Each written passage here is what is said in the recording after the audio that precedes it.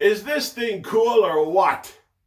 Part 1 of this little retrospective took a look at the 3D Sonic the Hedgehog games, beginning with Sonic Adventure up through Shadow the Hedgehog. The games were a veritable roller coaster of quality, but they were mostly solid experiences that reinvigorated Sonic for a new generation of fans and a new market among non-Sega gamers. And then Sonic 06 happened. I haven't played Sonic the Hedgehog 2006 due to it being on consoles that I don't own, but it stands today as one of the worst video games ever made. It almost irreparably demolished Sonic's reputation and sank the franchise into a hole that it would spend the next few decades trying to dig itself out of. However, Sonic 06 did not make its way to the Wii, so Nintendo fans dodged a bullet, only to get hit by a smaller bullet because the Wii exclusively got Sonic and the Secret Rings. The plot is, bear with me here, Sonic gets a magic ring with a wish-granting genie inside named Shara, and Shara transports Sonic to the world of the Arabian Nights folk stories to fight an evil genie named Eraser Jin, who's trying to destroy the story so he can escape to the real world. But as soon as they meet, Sonic gets shot with a magic fire arrow that will kill him when the flame goes out, and to remove it, Sonic has to track down 7 magic world rings. And all the main characters of the Arabian Nights are played by other Sonic characters just because, like Tails is Alibaba and Knuckles is Sinbad. You got all that? Secret Rings is a mobile runner game.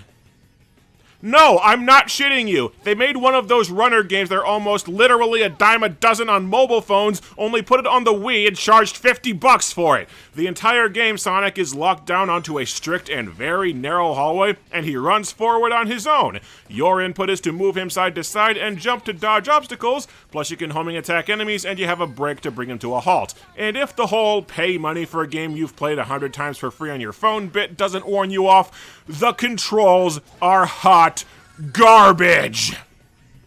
Most of the game runs on motion controls, and while tilting the Wii Remote side to side to turn is pretty responsive, Sonic takes his dear friggin' sweet time to actually move when commanded. Cross that with how narrow the path is and how wide Sonic and the obstructions are, and you can barely move and don't have much clearance for actually dodging any obstacles. Sonic can jump by pressing the 2 button, but the small jump is pretty much useless. You have to charge up a higher jump by holding the 2 button, which puts a lag on the quick jump, and Sonic slides like a mile when charging a higher jump, so precision and twitch responses, vital things in a game like this, are just not gonna happen. You can tell Sonic to brake and come to a stop, but there's a lag to that too, as Sonic slides for a while before coming to a stop. Basically everything that you do has a huge lag to it. You can back Sonic up by tilting the Wii Remote backwards, but the game can barely friggin' register this input. So you'll be trying to carefully walk back to a key object that you missed, and Sonic will randomly just take off running forward without warning, and you can't see where you're going while backing up.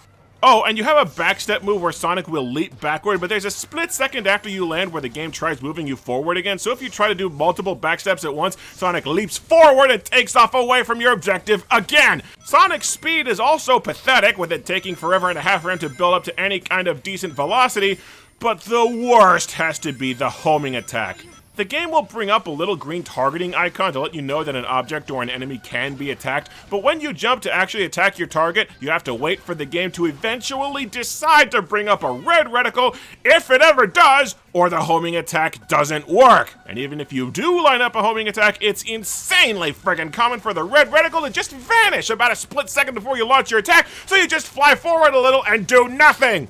3 of the game's 4 bosses are utterly maddening because time and time again, the game will utterly refuse to actually register that you can do a homing attack on the boss, even if it's scripted that the boss is open and you're in the exact right spot to launch an attack. The game's coding is such dookie that it'll take extensive trial and error to guess how to make the basic game function properly.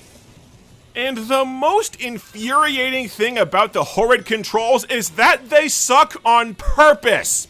The game has a leveling up mechanic where you can build a library of equipable skills and ration out points to swap out the skills that you want, and a lot of these equipable abilities are specifically designed to fix the controls. Smoother turning, more smoother turning, increased range of homing attack, improved stability when using a homing attack, whatever the hell that means, harder braking, separate skills for turning better when you're sliding or jumping, improved acceleration. These skills read like patch notes. You unlock upgrades to patch the game. The only thing you can't fix is Sonic sliding all over creation when you try to charge a jump, because in a stupid-ass case of, oh, we meant to do that, there are skills to use that slide as an attack or to build extra XP, even though sliding into an enemy to damage them is not a thing that any player has ever done. And even with all the pretty much mandatory skills fixing the damn controls, just by the nature of Sonic constantly moving forward on his own, with you needing to wrestle to get him to back up, basically any mission that requires any remote degree of precision becomes a maddening chore to try to complete. Ask anyone who's played this game about the dinosaur egg level, and enjoy the litany of profanity that follows!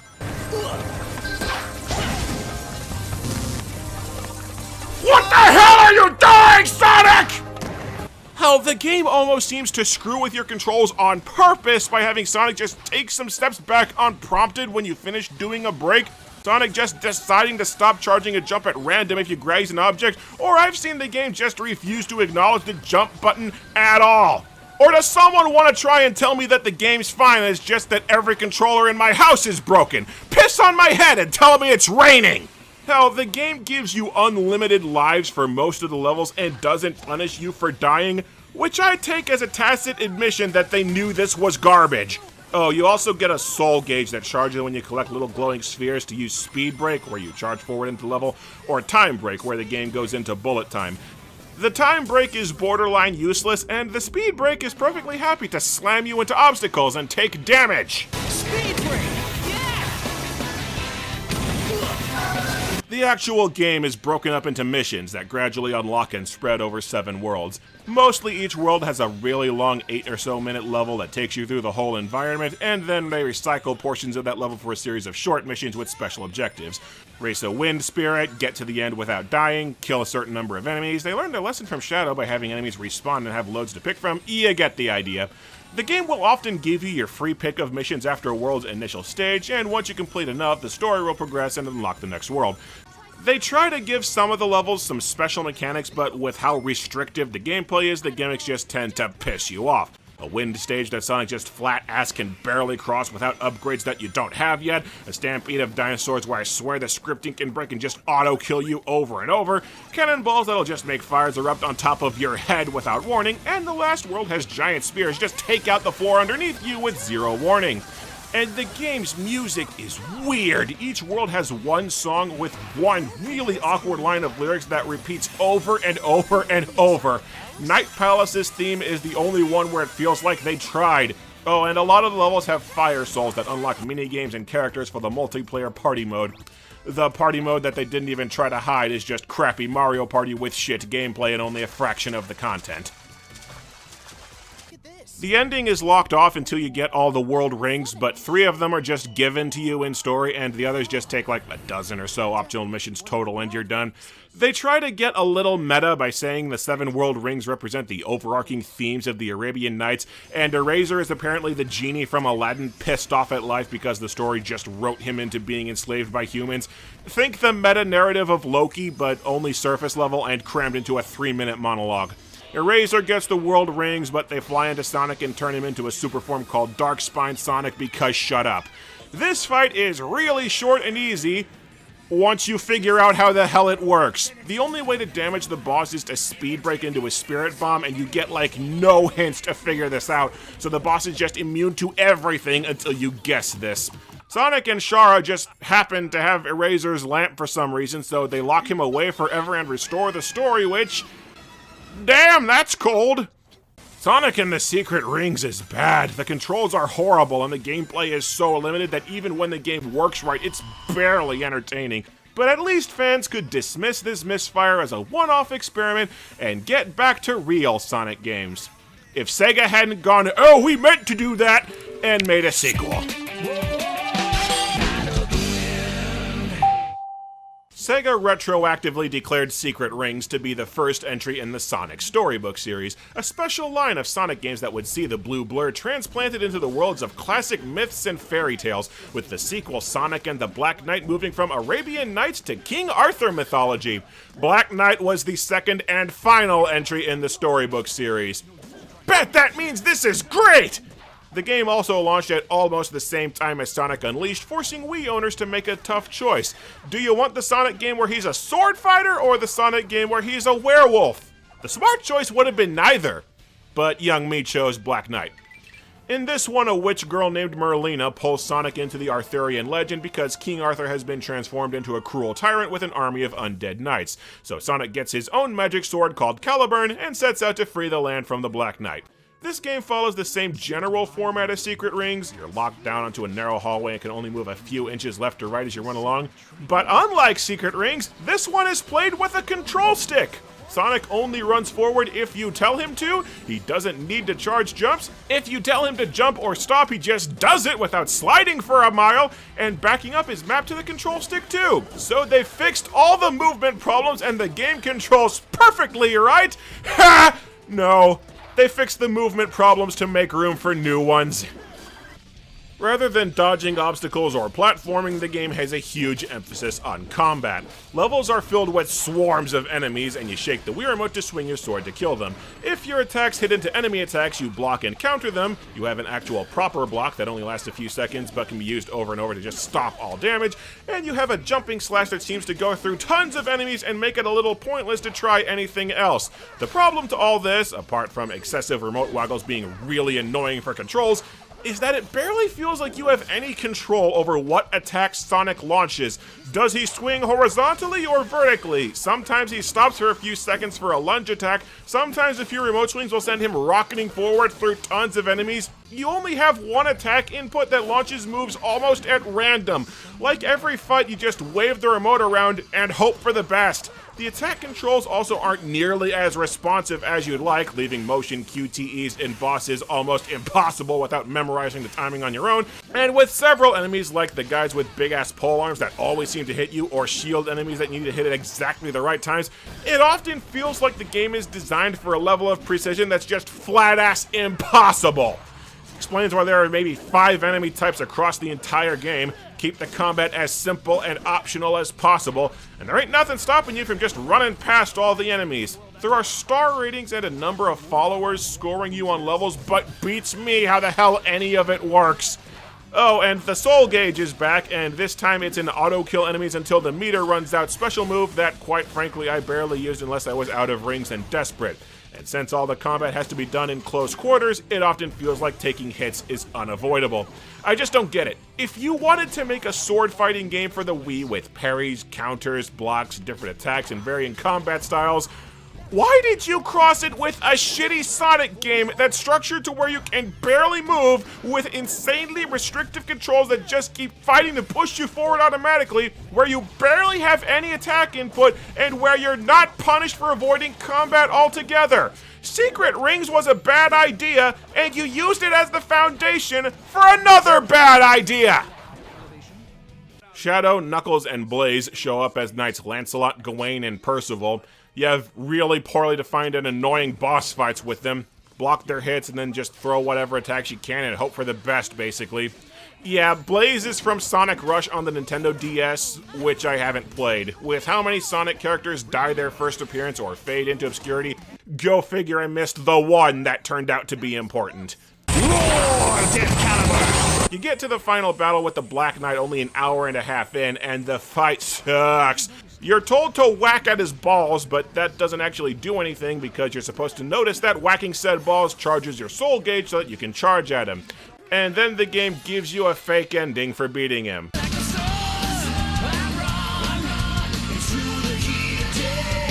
God bless Crush 40 for bringing their A-game. Night of the Wind, With Me, and Fight the Night are vastly better anthems than this piece of shit deserves. It turns out that Merlina is the real villain, tricking Sonic into getting the Black Knight's immortality-granting scabbard for her. See, if you actually read the King Arthur mythology past the point that everyone's familiar with, it doesn't go so well once Arthur reaches middle age. The knights split up, Arthur gets defeated by a younger relative, and goes into exile on an island while everything he built turns to shit. Old myths did that to reflect the fact that life starts to suck for everyone as you get older. But Merlina can't accept that the Arthur mythology has an ending, so she's going cuckoo and trying to break the laws of nature to keep all of it alive forever, even though it's warping their universe to do so. Gotta say, after 3 games that were basically fluff, it's nice to see one of these have a message again. The importance of accepting change and death, trying to force the world to stay static leads to ruin, and that we have to enjoy the time we have because it's limited. And I'm spending my limited time on Earth playing trash! Really makes you think. Oh, and apparently Sonic fans complained that Sonic Adventure 2 was too dark for kids, but the story about how everything you know will die someday is perfectly fine. The levels naturally get harder at this point, with environmental hazards that will nail you for cheap damage near constantly, but don't worry, platforming is still barely a part of the game. You also unlock the ability to play as Shadow, Knuckles, and Blaze, but you won't. They suck. Shadow charges Soul Gauge while running, and Blaze has a Soul Gauge Fire Tornado that recharges itself, but the trade-off for sporadically being good for a few seconds at a time is huge delays to their attacks that will constantly get you hit. Plus, since Blaze uses a thrusting weapon, her attacks barely cover any ground. And Lord help me, I don't know what the perk to using Knuckles is supposed to be. He's slow, his Soul Gauge moves suck, and his attacks don't seem to intercept enemy hits to where you constantly take damage. I never found a good reason to use any of the knights over Sonic. They all struggle to clear levels that Sonic blazes through with ease, and the knights can only be used in a fraction of the levels. Oh, and you're constantly picking up crafting materials to make new swords, each of which can only be used by one of the other knights. I crafted a new sword for Shadow, and I had to track down a convoluted list of powers to even figure out what it did. It spawns you with a little bit of Soul Gauge. Big who cares? These weapons and the ability to change out Sonic's fighting style don't seem to do anything except for minor tweaks that you will barely notice. Apart from Shadow apparently having a special sword that lets him huck Chaos Spears and utterly breaks the game. For the final battle with Merlina, all the Knights' magic swords combine to form Excalibur because shut up, and admittedly, this is a really bitchin' super form for Sonic. This fight is really short and easy, once you figure out how the hell it works. The game tells you to swing your sword exactly right to counter Merlina's blades, except the prompt to do so kept failing to appear. Apparently you're supposed to dodge the attacks before they're actually thrown, or else the scripting for the fight breaks? I don't know. Point is, you stop her, and then after the credits is one final twist. You just forgot about our date! Sonic actually agreed to go out on a date with Amy? I guess Leonard on The Big Bang Theory was right. Groveling does work. The main campaign is only 3 hours long. There are maybe a dozen missions left when you finish the game. I played several and didn't unlock new ones, and a lot of the extra missions are hard as balls, like a rematch with Shadow where he bitches out and just spams the Chaos Blast non-stop. It feels like the only replay value the game has is grinding minuscule upgrades and decals for online rankings on an online service that doesn't exist anymore. There's got to be something I'm missing though, because you can unlock items to ward off confusion and poison, and I never met any enemies that inflict confusion or poison! This game is such a broken down pile of random, mismatched, and half-baked ideas that it's kind of a fascinating mess just what in the hell they were thinking. I'd be really interested to hear the story of this game's development, because between the egregiously short length, all the baffling or useless design elements, cheaply belted on extra features, and declaring this to be a series that immediately died on its ass, I must know how this happened! But if you want a Sonic fan's more balanced opinion, here's Timothy Reviews with his input on Sonic and the Black Knight. Hi, I'm Timothy Reviews from the YouTube channel Timothy Reviews, and yes, I am a Sonic fan. I was gonna say a huge Sonic fan, but after playing Ultimate, I don't even know. I think Sonic and the Black Knight is okay.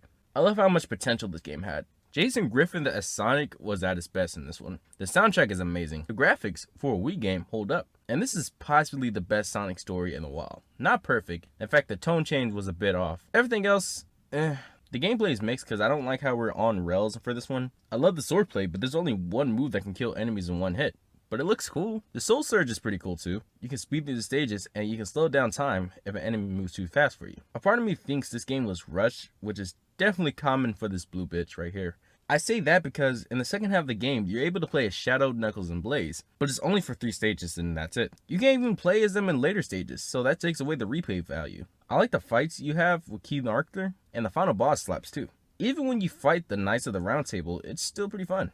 Overall, yes, I know this is short, but Black Knight is just okay. Nothing too much to where I can hate it, but not enough to where I can say I love it. It's just in the middle. The remaining games of this retrospective I had never played before prior to making this video, so let's see what I skipped out on to play Sonic and the Existential Dread.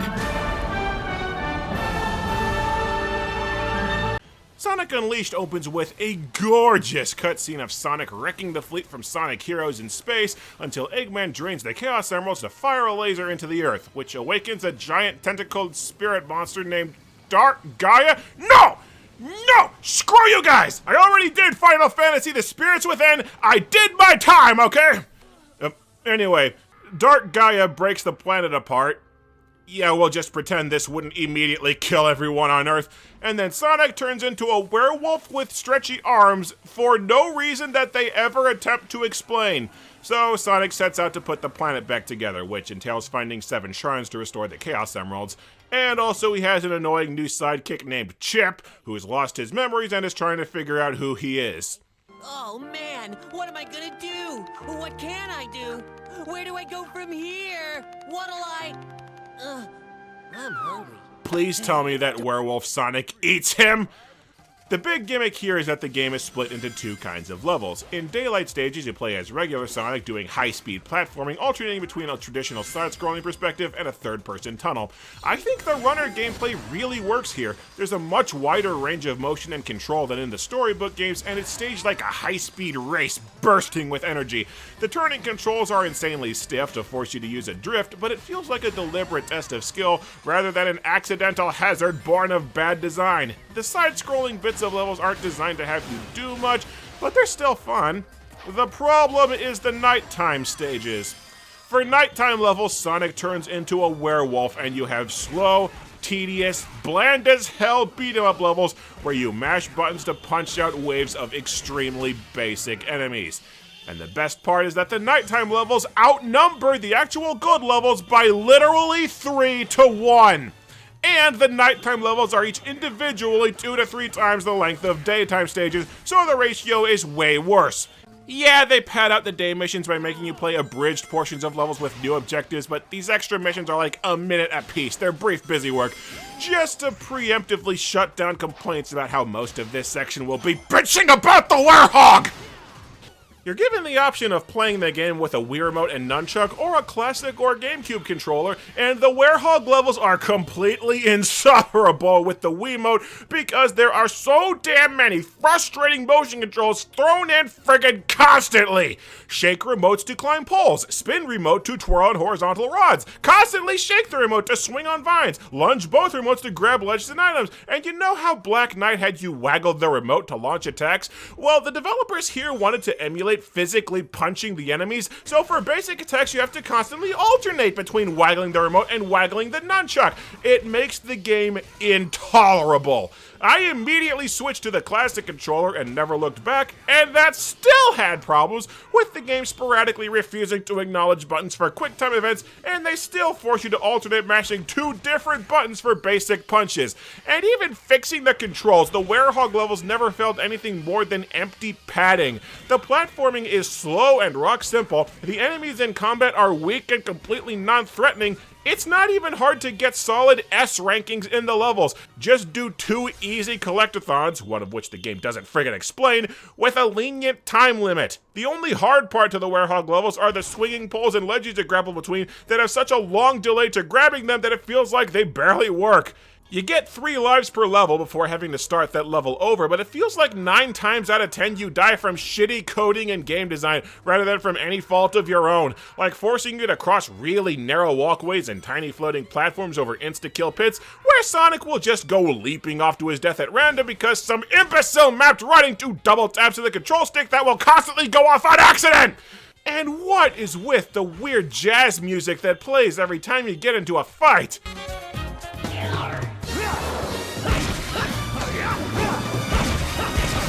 I'd say it was copying Bayonetta, but this came out almost a year before Bayonetta, and Bayonetta's music didn't feel jarringly out of place or consist solely of a shitty 3-second loop. It feels like this whole werehog deal is only a thing because God of War was the most popular thing on Earth at the time, because it feels like there are only just enough actual speed levels to get Sonic fans through the door for a crappy brawler that has nothing the hell to do with Sonic!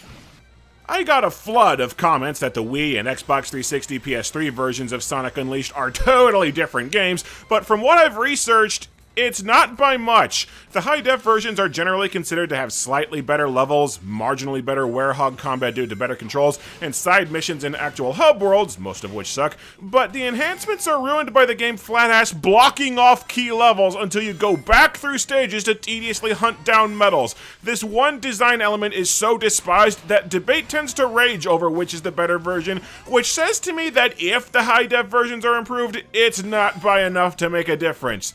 But given that he's actually played both versions, here's Timothy Reviews to chime in again. You can kind of consider me as a Sonic apologist because I'll defend the hell out of any Sonic game I like Sonic Unleashed, which I made a video on my channel if you're curious. Hopefully, Jado put the link somewhere. But Sonic Unleashed is a fun game and easily one of my favorites. It's not a masterpiece, but I love it. I love the daytime stages. The level design is perfect. A bit linear in some areas, but still fun. And for a game that came out in 2008, the graphics look amazing, and they still hold up. Sonic does have some problem with his controls, his jump's a bit off, his drift is awful, and sometimes these controls are unresponsive, which kinda gets annoying, but I still really love the daytime stages, even with all those problems I mentioned. The werehog is everyone's punching bag, and while I don't hate his gameplay, I can definitely admit I don't play as him as often. He's useful when it comes to getting the Sun and Moon medals, but besides that, he's decent. I love the number of moves you can unlock, and it's cool to see you pull them off. But the music low-key makes the battles so annoying. I adore Sonic Unleashed's soundtrack, but the battle theme is the only song I can't stand. This game also has a problem when it comes to do-or-die situations. Eggman Land without a doubt fucking sucks. There's these pipes you're supposed to balance on with the werehog, and I swear Sonic's team was high when they were making this. The final boss I have mixed thoughts on. Even with all the flaws I mentioned, I still really love Sonic Unleashed. I still play it to this day. I really enjoy the effort put into this one. The Wii version is pretty decent. It kind of lacks the challenge of the original, but it isn't hard to get into. If it's your first Sonic game, I'd recommend this one. Sonic's controls are pretty good. The boost has changed, but it's not bad because you're still pretty fast. The levels are huge but empty. The werehog is just bad though. His controls are so stiff, and the stages are way longer than the PS3 and Xbox 360 version. You will eventually get 5x in one world and missions that are mandatory, which is a huge waste of time. The final boss fixes the problems I have with the Gaia Colossus, but I'm not a big fan of the Super Sonic fight though. The Wii version is passable. I do recommend it if it's your first Sonic game. I love the HD version, but nah, you will rage without a doubt. But yes, I love Sonic Unleashed. Thank you for having me, Darlo Jado. I really appreciate it. And you guys can subscribe to my channel. The game adds a ton of padding between levels by forcing you to go to towns talking to people in between the actual gameplay. You need to talk to people to get tablets to open the shrines that actually lead to the levels, and once you beat the 1 daylight level and 3 nighttime levels, you get 2 halves of a tablet, and then you talk to more people to assemble the continent tablet so you can fight a boss to restore a Chaos Emerald. And pretty much every time you beat a level, they make you drag your ass back to Professor Pickle so he can reveal the next level or remind you for the 5th time to find Guardians who will give her assembled tablets. It's literally just clicking around on text boxes, getting conversations that mean nothing until the game decides to actually let you play it some more. At times, the game went 20 minutes with no levels for all this busy work shit that they make you do. I get that they wanted to make the game feel like a world-hopping adventure with a larger scale than prior games, but it slows the game down even further, and the game structure ends up convoluted, confusing, and irritating as a result. The Gaia shrines that act as overworlds to select levels are also wholly pointless, but I do like that each one has a little puzzle to permanently increase your extra lives. You're going to need them. The story is basically non-existent. Eggman blew up the world to awaken Dark Gaia so he could harness its power to make his own city. And even though there's a fun comic relief robot that exists to point out how stupid Eggman is, they never call out the problem that Eggman's plan is to build a city on a planet he exploded. Dark Gaia doesn't factor into the plot at all, besides just being a MacGuffin to explain where all the enemies came from, and I guess it's also responsible for Sonic's werehog powers that don't actually tie into the story somehow. And it turns out that Chip is Light Gaia, a spirit tasked with fixing the world when Dark Gaia blows it up, and Dark Gaia makes people act weird sometimes at night, and none of this ties together into much of any actual narrative. There is a special place in hell for whoever designed the last world of the game, Eggman Land. Most of the level has no walls over death pits. There's a brand new cheap insta-kill death trap every few seconds. It's like twice the length of a normal speed stage. And then they added a time attack stage so that you're forced to do this whole level twice! I swear this is only here to forcibly extend the game by making you go back to farm extra lives, which in turn may take grinding out missing medals. Then there are 5 damn werehog stages in a row. Keep stalling, game, but you'll have to be over eventually. You fight Eggman, but of course he's not the actual final boss. It's a 3D Sonic game after all. Dark Gaia is fully formed now and revolts against Eggman, who I just realized apparently didn't learn his lesson when literally this exact same friggin' thing happened with Chaos in Sonic Adventure 1, and Chip summons a Megazord that you use to box with Dark Gaia like it was friggin' Punch-Out, with a shitload of lag to everything that you do, so no, it's not cool. Then a few running bits with Sonic with insta-kill quick-time events so you can land the final blow, and then, oh, why won't you die? And you pile of garbage! And now you're thrown blind into a supersonic fight where you need to carefully juggle collecting rings that you can't see, spending rings to attack, losing rings when hit, and dying if you run out. One of Dark Gaia's moves is damn near impossible to dodge, and needing to master new dodging mechanics to avoid hits, plus projectiles that radically change patterns as the fight goes on. You will die immediately, several times, before you figure out how the hell any of this fight works. And what's better? The Megazord fight, speed sections, and supersonic battle all count as one level with one set of lives. Die from the mountain of beginner's traps is supersonic, and you have to redo the first 2 phases.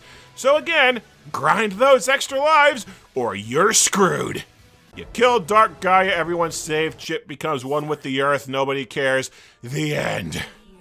You know, most of Sonic Unleashed struck me as bad, but not that bad. A sea of empty, tedious padding between the few levels that are actually good, but nothing too offensive. But it goes out on an awful note with a final world and 4 final bosses that were designed by a psychopath explicitly to piss you the hell off. But past that, there's just nothing to hold your interest with a bland and barely existent story in spite of the epic global stakes the game tries to have, and a slow, trudging pace to cram in fluff that contributes nothing.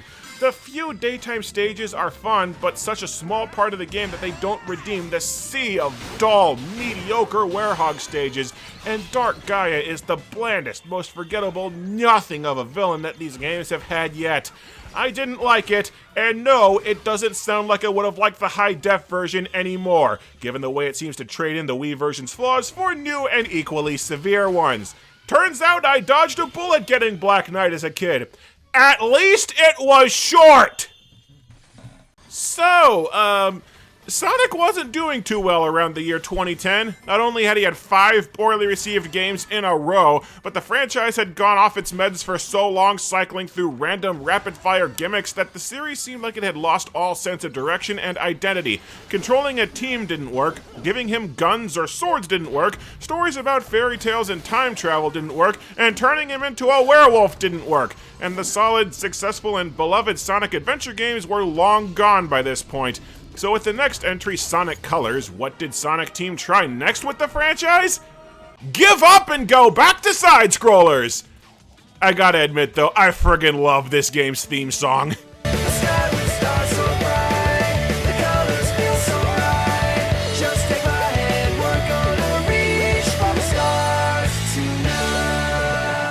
In Sonic Colors, Eggman has built a humongous carnival in space, connecting Earth to multiple alien planets, because I guess money is not a thing that exists in this universe. Sonic and Tails go to the carnival that mysteriously has exactly 0 other patrons to investigate what's really going on. Eggman has discovered a race of aliens called Wisps that are made of an energy that he wants to harvest to fuel a mind control ray, allowing him to brainwash everyone on Earth so he can make the planet part of his carnival.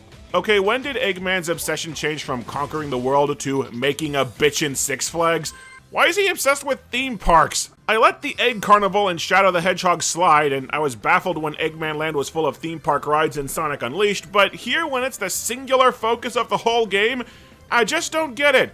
Anyway, Sonic has to go and try to save all the Wisps. By this point, Sega had replaced the Sonic X cast and hired Roger Craig Smith as Sonic, and yeah, dude's deservedly pretty much the definitive Sonic. Funny enough, the only character they haven't recast is Dr. Eggman, but even past the new voice actors, the writing just seems to have more punch and chemistry than it did in the last few games, matching the game's lighthearted tone and having several funny exchanges. Who they call Baldy Nosehair. Baldy nose hair! I gotta remember that one. I know, I've already written it down. I wish the hell the sound mixing wasn't so bad that I couldn't hear most of Eggman's PA announcements, though. Sonic Colors alternates between tunnel-based running bits and side-scrolling segments, except as my opening joke that I imagine pissed off lots of fans pointed out, it feels like the overwhelming vast majority of the game is a side-scroller. Third-person running sections are often extremely short and barely have any obstacles to traverse or any enemies that can harm you. It really feels like the bulk of them were only thrown in for show. And the few times they do actually throw in obstacles, they do the weird 3-lane switch between them design that would be used much more poorly in Rise of Lyric. I honestly don't care that they went back to a 2D style of Sonic game. The franchise was really floundering for some footing by this point. It just kind of feels like a step backward. It is baffling to me that the Sonic Adventure titles are simultaneously some of the most beloved games in the fandom, the trilogy that Sega was trying like hell to finish for years, and also the games that Sonic Team seems to actively pretend don't exist when they're trying to work out how to design new 3D games. You had a formula that works, you just refuse to actually use it! The side-scrolling gameplay is really solid. Sonic's movement is sometimes a little too fast for all the tiny moving platforms they make you hop across, maneuvers that Mario, for example, never has a problem with, but the double jump and cool incorporation of the homing attack make it a lot more manageable. Both the double jump and the homing attack are mapped to pressing jump twice, and there are points where sharing the same input really bites you in the ass, but they're pretty rare. At least they finally got the homing attack actually working, though. I don't know why they removed the spin dash. I guess it just wouldn't have been practical for the 3D segments. All 2 minutes cumulative of them. And fan-freaking-tastic, we're back to losing all your rings if you take a single glancing hit, dying more often, and getting utterly screwed on the scoring that the game rates you for. Thanks! So glad that classic mainstay of Sonic is back! The main twist to the gameplay are the 8 kinds of wisps that populate levels, each of which gives you a temporary new power. Some of the powers are cool, some are hilariously useless, some flat has steal mechanics from Mario and Samus, and some only exist to give you back powers that were chopped out from prior Sonic games. The orange one rockets you to the top of the level, which almost always does nothing. The green one lets you light speed dash through paths of rings, but you aren't told that. Mostly it hovers for a few seconds and does nothing. The yellow one turns you into a drill that really is only useful in the water levels. The purple one smashes through a bunch of obstacles that are only placed there so the purple one can feel like it does something useful. The only good ones are the blue one that ground pounds and sends out shockwaves, the red one that turns you into the spider ball to climb walls, and the teal one that warps you forward if you can figure out how the hell its controls work. Seriously, you aim it with the control stick, then release the control stick, and hope that you didn't nudge it while letting go to screw up your aim. Thankfully, the wisps aren't an overdone mechanic, only showing up now and then to spice up the gameplay, and they tend to only put a few in per level, so everything still feels focused. I don't know what else to say about the actual game. It's a well-designed platformer with tight, responsive controls, great variety that moves at a great pace, and has just the right amount of challenge to keep you invested without frustrating you. The action is fast enough with enough running that it has the distinctive flavor and identity of a Sonic game, but it's kept slow enough that you never lose control. And the graphics are bright and appealing and keep up the tone of fun that the lighthearted story engenders. It's not something that'll stick with me, but it's a lot of fun while it lasts. The red rings that you can explore for and pick up in levels kind of remind me of New Super Mario Bros. And its star coins, and so do the overhead maps where you select the levels as circles connected by paths. and the blue wisp turns blue rings into blocks and vice versa, exactly like the P-switches in New Super Mario Bros. And Sonic now has wall jumps and ground pounds that granted were carried over from Sonic Unleashed, but work just like in New Super Mario Bros. A live system that carries between levels but doesn't actually do anything but maybe make you restart one level. Pickups that transform your character for temporary new abilities. Swimming stages that control by mashing A to freely swim upwards. Levels that tend to entirely revolve around one special platforming mechanic. Level design consisting almost entirely of floating blocks. They even threw in some warp pipes that can go through certain walls. Maybe it's all just a coincidence. Now excuse me while I fight this boss where you go through a flying boat airship dodging cannonballs, then fight a bouncing and jumping boss that you need to hit on the head 3 times to kill.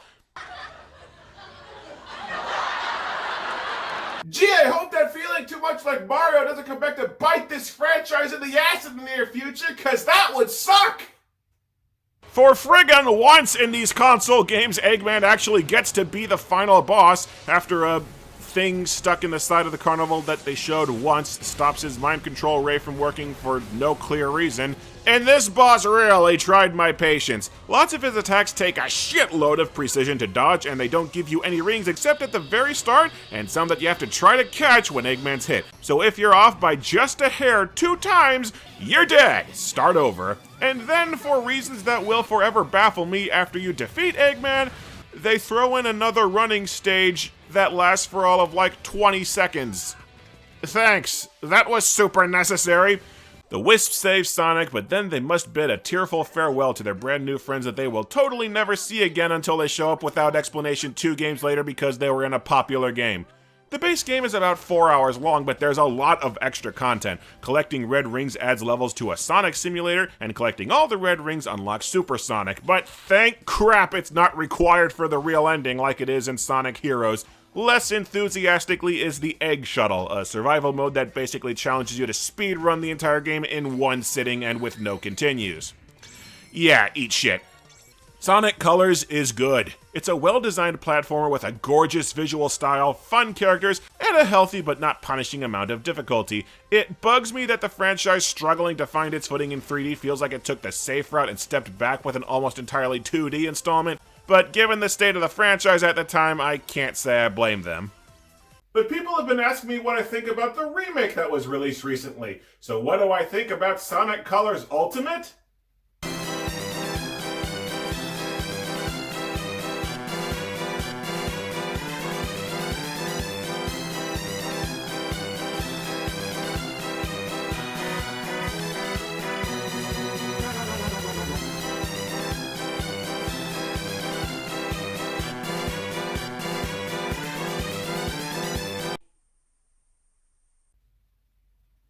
I think it could use some patches. A year after Sonic Colors came Sonic Generations, which Re-Res swears is the best Sonic game that's ever been made. I wouldn't know. It didn't get released on any Nintendo consoles. Generations was not only a proper anniversary celebration for the series, but it blended the best of the franchise's past and present, combining side-scrollers and full 3D levels while reimagining stages from prior Sonic games. I'll keep an eye out, try to check it out sometime, but for now, we need to move on. The last game in the retrospective is Sonic Lost World, so guess I better dig out the Wii U. Oh, would you get off of there? The plot is Sonic and Tails are chasing Eggman when they're shot down and crash onto some weird hidden hex world that they don't explain. Eggman has 6 beings called Zeddy working for him, and they're demons? I don't know, they literally never explain anything about their existence. Eggman has a machine that will suck vague, undefined energy out of the planet because these games are one sack of balls away from having an environmental message, and when Sonic destroys the device controlling the Zeddy an hour into the game, they revolt and take over the world-sucking thing, and Sonic has to stop them. The gameplay is... wow. Just... wow. They're not even trying to hide the influence anymore. This is Mario Galaxy! The 3D platforming is done on round or cylindrical little planets and platforms where gravity is constantly shifting to hold you down and you launch between worlds through big stars. It's Mario Galaxy! You copied Mario Galaxy! It's me, a lawsuit. Sonic's movement speed is drastically slower than in prior games, and he moves ungodly slowly unless you constantly hold down the right shoulder button to run. I want to repeat that so you get just how far off course this franchise has gone. Sonic the Hedgehog doesn't run anymore! Backing up to Sonic Adventure 1, I liked Sonic Labyrinth, and you couldn't run there either, but that game was built around the spin dash for a new type of gameplay. Here it feels like they just slowed him down to make him more like Mario. Look, Sonic Lost World isn't good, but I can't convince myself that it's awful. I find it dull at best with what feels like a lot of fake difficulty. I just have a special spot on my shit list for Lost World because this doesn't feel like a Sonic game. This feels like a Mario game with worse controls and a blue hedgehog reskin. Not helped by the fact that Nintendo added their own DLC to reskin it back to some of their own characters. I was mostly kidding when I compared colors to New Super Mario Bros. Because it was mostly superficial similarities. Here they just dove headfirst into it. Just look at this. Vertically scrolling stage you navigate with wall jumps with big cartoony worms coming out of the walls. This is stolen point for point from New Super Mario Bros. Exhibit A, are you on? Okay, little more objectivity. The gimmick with this game is that you have to save all the animals that are used to make Eggman's robots because Amy said to. So if Sonic's reduced movement speed didn't make the game slow and tedious enough for you, now you also have to stop and fight as many enemies as you can or else run into brick walls where levels won't open. Because when has a focus on combat ever backfired on this series other than every single time it's been attempted? Sonic's homing attack now locks onto multiple enemies at once and grinds his movement to a halt to fly overhead and more or less insta-kill enemies, and yet it still feels like we've regressed back to the homing attack sucking again. You'll have trouble getting it to lock on, and a lot of enemies you'll get hit for no clear reason when you go to attack them, and several enemies you can't attack because you're meant to use a kick that I kept forgetting that I had because it's kinda useless outside of enemies that require it. There are regular side-scroller bits where Sonic's pathetic movement speed makes his jump cover like 0 distance, so you have to hold the run button the entire level or else not be able to clear any gaps. And not only is running mapped to the shoulder button to twist your hand into the claw, not only do you barely have any control over yourself when jumping, but when you're running, Sonic will constantly try to run up walls with a crazy stiff movement that you can barely control and will non-stop go off on accident. Also, Sonic has 2 separate jump buttons now, only one doesn't use homing attacks. That's confusing. The Wisps are back and now using them grinds the game to a halt so you can use crappy gamepad touchscreen or gyroscope controls with the game pausing before and after for you to switch screens, which I might not have minded if the Wisps weren't now mandatory powers to momentarily cross a brief insta-kill gap that only exists to force you to use the Wisps in the first place. What I'm getting at is the controls are not very good, and the levels keep throwing in gimmicks that actively make them worse. Ice rinks that make you slide and disable the homing attack, clouds where you move super slowly and twitch reflexes are impossible, sandfalls where you slide like a mile from every input and keep getting thrown right off the ledge, a snow level where Sonic rolls into a giant snowball with shit sluggish controls because he felt like ripping off Katamari that day. Hell, let's throw in some Donkey Kong with 2 maddening minecart stages, hopping rails where you have to carefully guide jumps and hit tiny switches or hop dynamite carts that have 0 clearance, all with absolute precision or else die instantly. Don't worry though, if you die too much on one level, the game will drop a super item to help you out. Another thing cribbed from Mario. Holy cow, Sonic, you needed some help.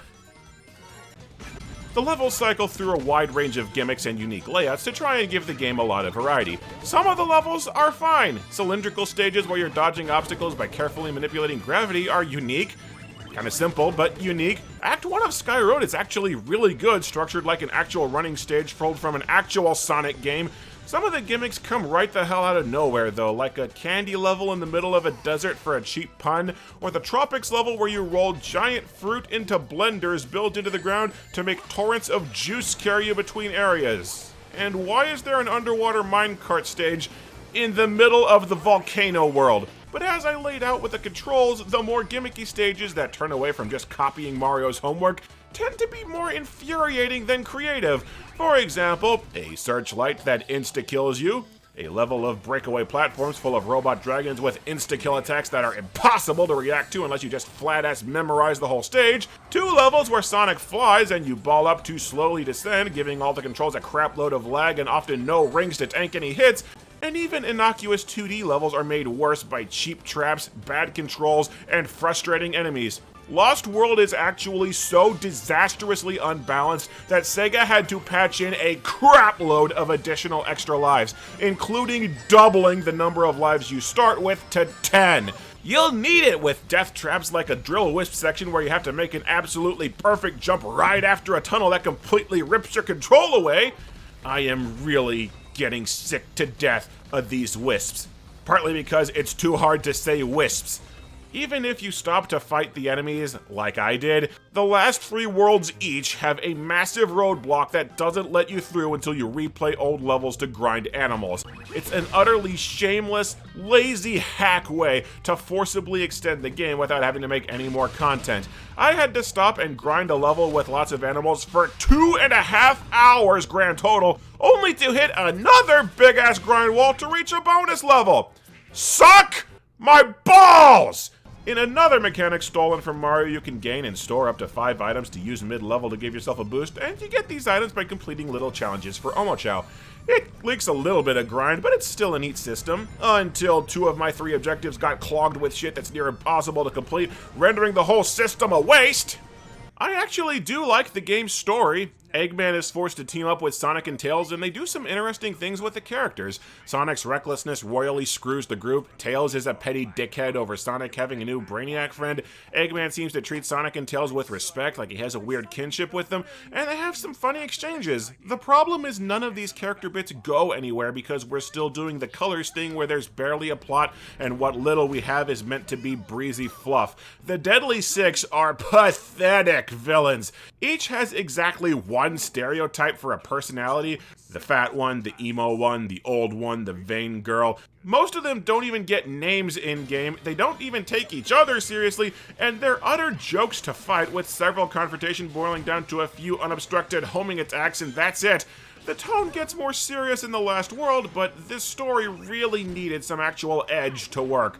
Funny enough, despite the Zeddy being the major bad guys and dominant threat across the entire game, you have a few short boss rushes against them in the last world, and then they just vanish.